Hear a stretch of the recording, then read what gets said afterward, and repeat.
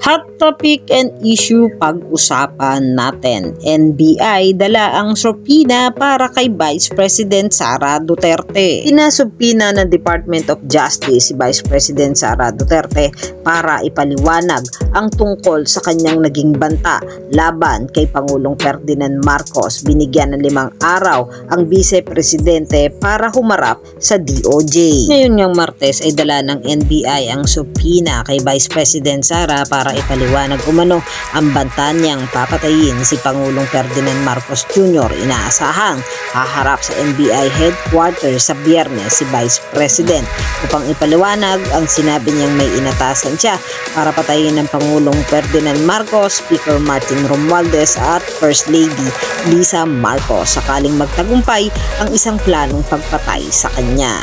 Ayon naman sa interview kay Senator Bato de la Rosa nang matanong ito sa subpoenang ipinadala kay Vice President Sara Duterte, sagot nito, "Let's get ready to rumble. The more you hurt her, the more she's fighting back." Hindi anya natatakot ang mga Duterte.